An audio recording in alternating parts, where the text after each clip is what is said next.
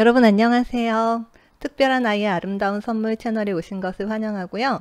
저는 특별한 아이와 함께 성장하고 있는 엄마이고 심즈비 심리상담 발달 연구소를 운영하고 있어요. 오늘은 아이와 함께 행복하게 지내기 위해서 부모가 알아야 될 5가지를 소개해 드리려고 해요. 아이를 잘 키우는 것도 중요하지만요. 저는 근본적으로는 아이와 어떻게 하면 더 행복하게 지낼 수 있을까가 굉장히 중요한 부분이라고 생각을 하거든요. 이 5가지는 주로 저의 경험 그리고 제가 많은 부모님들을 만나면서 느낀 점, 일부는 이 책의 내용을 중심으로 설명을 드리려고 해요. 첫 번째, 아이에 대한 이해인데요. 특히 아이들이 감각적인 어려움을 갖고 있으면 우리가 소위 문제 행동이라고 할 수 있는 그런 모습을 많이 보일 수 있어요. 그리고 아이가 일부러 그러는 건 아니지만 아무리 못하게 하거나 하지 말라고 해도 아이가 반복적으로 하는 행동들이 나타나면 부모 입장에선 굉장히 좌절스럽고 아이가 마치 일부러 그러는 것 같은 생각이 들면 화가 날 수도 있고요. 그리고 얘가 왜 이러는지 전혀 모르게 되면 굉장히 좌절스러울 수 있거든요. 아이에 대해서 이해하면 이해할수록 2가지 면에서 굉장히 도움이 될 수 있어요. 하나는 아이를 효과적으로 도와줄 수 있게 돼요. 저희 아이 같은 경우에도 감각 문제도 있고 대사적인 문제도 있다 보니까 여러 가지로 어려움이 많았거든요. 물론 지금도 좋아지고 있는 단계이긴 한데요. 그래서 제가 아이의 감각 문제를 이해하고 유기상 검사를 통해서 대사 문제를 알게 된 다음에는 아이에 대해서 훨씬 더 많이 이해하게 됐어요. 그래서 아이를 문제가 있는 아이, 말을 안 듣는 아이가 아니라 이런 어려움을 해결하기 위해서 스스로 굉장히 노력하는 아이, 그것 때문에 굉장히 힘들어하는 아이, 이렇게 인식이 바뀌게 되었거든요. 그래서 아이가 하는 행동을 안전하게 그리고 사회적으로 용납될 수 있는 방법으로 해소할 수 있게 노력하는 모습을 갖게 되었고요. 이렇게 아이를 효과적으로 도와줄 수 있는 것과 2번째는 엄마 아빠의 감정을 조절하는 데도 도움이 돼요. 제가 설명드린 것처럼 아이에 대해서 얘가 정말 일부러 그러나 라는 생각 때문에 화가 나거나 얘에 대해서 정말 알 수가 없어, 좌절스러워, 이런 마음이 아니라 아, 얘가 이렇구나, 이래서 이런 행동을 보였구나 라고 하는 순간 엄마 감정이 조절이 되거든요. 그래서 우선은 아이에 대해서 정확하게 이해하는 게 굉장히 중요하고요. 근데 이렇게 이해를 해도 아이가 증상으로 인해서 반복적으로 계속 문제를 일으키거나 굉장히 힘들어할 수 있거든요. 예를 들면 감각의 문제를 알았어요. 그래서 아이를 도와주기 위해서 노력을 하는데 그 감각의 문제라는 게 하루 이틀 노력해서 바로 좋아지는 게 아니다 보니까 엄마도 아빠도 지치게 되는 거죠. 머리로는 알지만 처음엔 그게 도움이 됐지만 그걸 지속하는 데는 인내심의 한계를 느낄 수 있거든요. 그래서 2번째가 자신의 마음을 다스리는 게 필요해요. 자신의 마음을 다스리는 방법은 굉장히 여러 가지가 있을 수 있는데요. 4가지 방법을 소개해 드릴게요. 첫 번째는 제가 주로 쓰는 방법인데요. 도움을 많이 받았던 것 중에 3가지를 소개해 드릴게요. 하나는 호호포노포노예요. 제가 유튜브 영상을 2개를 운영하고 있거든요. 지금 하고 있는 특별한 아이의 아름다운 선물이랑 또 하나 미라클TV라고 운영을 하고 있는데요. 미라클TV에는 제가 주로 심리상담과 관련된 것, 즉 마음을 편안하게 할 수 있는 것, 치유 방법 이런 걸 주로 소개하고 있어요. 자주 올리진 못하는데요. 거기에 올렸던 것 중에 하나가 호호포노포노예요. 아래 링크 달아드릴 테니까요. 혹시 관심 있는 분은 한번 보시면 좋을 것 같아요. 호호포노포노 관련해서는 굉장히 많은 책들이 있거든요. 근데 제가 영상에 올린 거는 호호포노포노의 지혜를 바탕으로 올렸고요. 이 책에 대해서도 영상으로 올릴 텐데요. 한번 읽어보셔도 도움이 될 수 있고요. 그리고 2번째가 명상이에요. 명상하면 되게 낯설게 느껴지시는 분도 계실 거예요. 명상은 뭐냐면요. 간단하게 설명드리면 우리의 생각이 과거로 가게 되면 우울해지거든요. 내가 왜 그랬을까? 왜 그런 일이 있었을까? 이러면서요. 그리고 생각이 미래로 가게 되면 불안해져요. 우리 아이가 어떻게 될까? 내 인생은 어떻게 될까? 안 좋은 일이 생기면 어떡하지? 근데 우리에게 중요한 건 지금 이 순간이거든요. 우리가 이 순간을 충분히 경험하지 못하면 불안하거나 우울하거나 그 사이로 왔다 갔다 할 수 있어요. 그래서 명상은 바로 지금 여기 머물게 도와주는 방법이고요. 긴 시간이 아니라도 짧게라도 연습해보면 도움이 될 수 있고요. 명상을 하는 방법에 대해서도 미라클 채널에 올리도록 할게요. 그리고 세 번째로 제가 도움을 많이 받는 방법 중에 하나가 4가지 질문이에요. 바이런 KT가 지은 건데요. 제가 힘들 때 바이런 KT 동영상을 보면서 마음을 다스리고 마음을 좀 편안하게 하는데 도움을 많이 받았어요. 요즘에도 힘들면 가끔 찾아보거든요. 이 4가지 질문에 관한 것도 미라클 채널에 보시면 있거든요. 그것도 링크 달아드릴게요. 이러한 부분들은 특별히 아이에게 어려움이 없다 하더라도 알고 계시고 실천해보면 삶을 굉장히 편안하게 하는데 도움이 되는, 삶의 어려움을 대처하는데 많은 도움이 되는 그런 방법이고요. 두 번째는 짜증에 대한 태도를 살펴보는 거예요. 발달에 어려움이 있는 아이나 ADHD 혹은 자폐 증상이 있는 아이를 키우다 보면 굉장히 지치고 짜증날 때가 많이 생길 수 있어요. 혹은 짜증을 아이한테 내게 되면 우리 스스로가 내가 왜 그랬지 하고 후회하거나 스스로에 대해서 비난하게 될 수 있는데요. 이 책에서는 그렇게 얘기해요. 엄마가 인간인 이상 화도 나고 짜증도 납니다. 만약에 내가 이렇게 짜증내고 화를 내서 난 정말 나쁜 엄마야 이렇게 생각되는 분이 있다면 나는 지나치게 애쓰고 있는 엄마야 라고 자신에게 얘기를 해주라는 거죠. 이렇게 짜증이 나고 화가 난다는 거는 내가 감당할 수 있는 것보다 더 많은 스트레스를 받고 있는 걸 수 있거든요. 그래서 짜증이 나면 그래, 나에게 쉼이 필요하구나, 자기 돌봄이 필요하구나 라고 인식을 하시면 좋을 것 같아요. 사실 제가 자신의 마음 다스리기라고 했지만 마음과 몸은 연결돼 있어요. 그래서 몸이 피곤하면 마음도 힘들 수 있고요. 마음이 힘들면 몸도 힘들 수 있거든요. 특히 내가 지쳐 있는데 아이가 힘들게 한다든지 하면 그게 짜증으로 올라올 수 있고요. 그래서 아이에게 짜증을 내게 되면은 다시 후회하게 되고 그러면서 더 지치게 되고요. 짜증을 내거나 화를 내는 것 자체가 굉장한 에너지 소모거든요. 그러면 더 지치게 돼요. 그래서 그럴 때도 쉼이 필요한 거예요. 여유가 필요한 거죠. 내가 숨 쉴 수 있는 여유, 조금 마음을 돌아볼 수 있는 여유. 그래서 이렇게 지쳤을 때는 일단은 쉬는 게 필요하긴 해요. 근데 이 책에서는 타임아웃을 설정하라고 되어 있어요. 우리가 보통은 타임아웃 하면 말 안 듣는 아이에게 이제 혼자 조용히 시간을 갖게 하는 거라고만 생각을 하는데요. 이 저자는 타임아웃을 쉴 수 있는 시간을 갖기 위한 그런 방법으로 제시하고 있거든요. 근데 타임아웃은 나이 곱하기 1분 이렇게 정하면 된다고 해요. 그러니까 3살짜리 아이는 타임아웃이 3분이 적절한 거고요. 만약에 40살이다 그러면 40분 동안 타임아웃을 하는 게 적절하다는 거죠. 나이가 많으면 좀 더 긴 타임아웃 시간이 필요할 수 있다는 거예요. 이 저자가 타임아웃을 하면서 나름 여유를 갖고 편안해지는 모습을 보면서 이 저자의 큰아이가 본인도 힘들거나 여유가 없을 때는 잠깐 타임아웃 시간을 갖는 그런 모습을 보이게 됐다고 해요.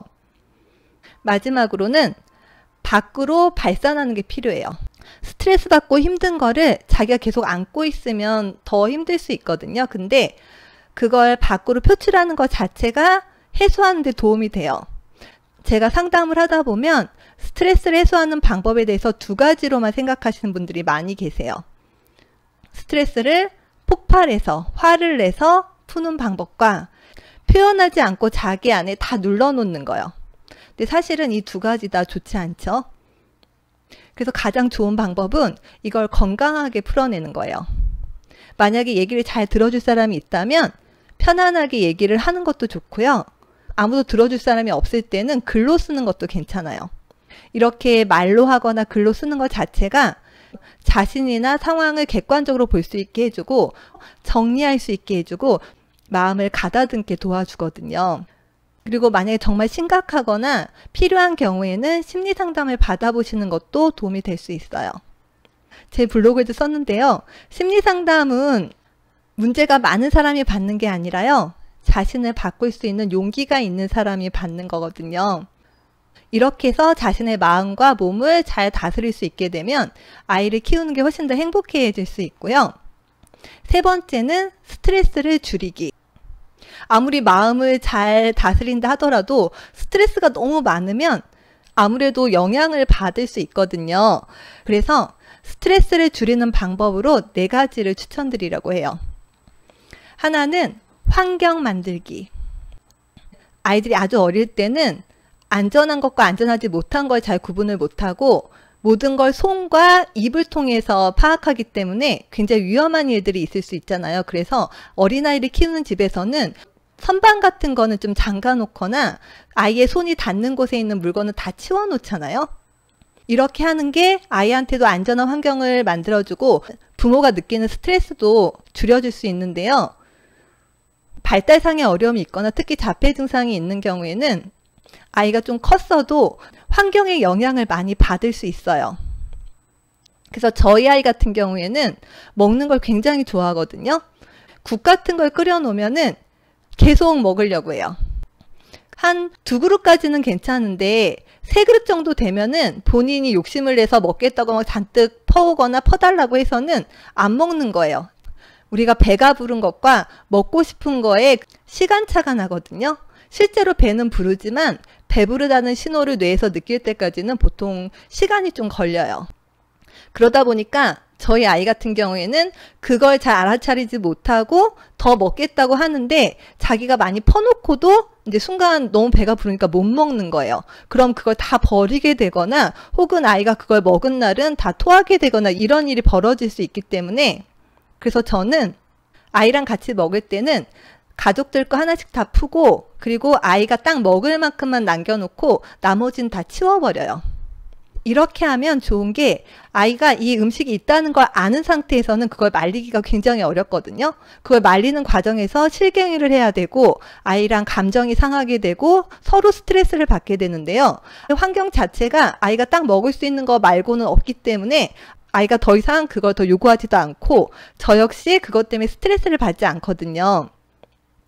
그래서 이렇게 환경 자체를 스트레스 받지 않는 환경으로 만들어 주시는 게 좋아요. 집 외에 다른 환경에서도 모든 걸 그렇게 아이에 맞게 세팅할 수는 없지만 집에서라도 스트레스를 좀 덜 받고 아이와 엄마가 같이 행복하게 지내기 위해서는 그런 환경적인 부분도 고려하시면 좋고요. 2번째는 집안일을 단순화하는 거예요. 집안일이라는 게 해도 해도 끝이 없고 안 하면 티가 잔뜩 나는 그런 일이잖아요.